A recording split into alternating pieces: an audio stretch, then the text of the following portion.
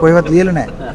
නෑ හරි මේ විපක්ෂ නායක මට හතර පස් පාර කියන්න බෑනේ.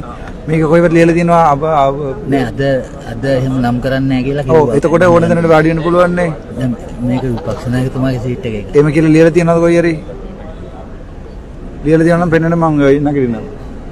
ඕවා කරන්න බෑ මෙහි. Super sorry. තව ෆොටෝ ගියක් තියනවද? වාඩි වෙන්න කියන්න.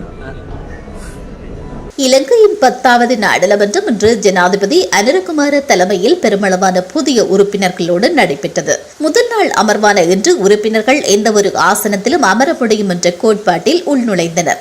இந்த நிலையில் யாழ்ப்பாணத்தில் சுயேட்சையாக போட்டியிட்டு வெற்றி பெற்று நாடாளுமன்றம் சென்ற மருத்துவர் அர்ஜுனா அங்கு எதிர்க்கட்சித் தலைவரின் ஆசனத்தில் அமர்ந்தமையினால் குழப்ப நிலை ஏற்பட்டது.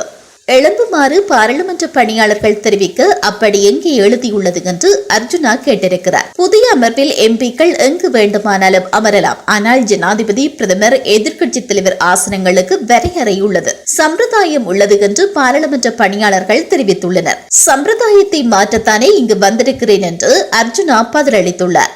இருந்தும் ஆசனத்தை கைவிடுமாறு பணியாளர்கள் வற்புறுத்திய போதும் தொடர்ந்து மறுத்ததால் அந்த பணியாளர் அங்கிருந்து சென்றுவிட்டார். இன்று எதிர்க்கட்சித் தலைவரும் எதிர்க்கட்சித் தலைவர் இருக்கையில் அமராமல் வேறு ஆசனத்தில் அமர்ந்திருந்தார். முதல் நாள் கன்னி அமர்விலேயே தனது சர்ச்சைக்குரிய நடவடிக்கையை வைத்தியர் அர்ஜுனா ஆரம்பித்திருந்தார்.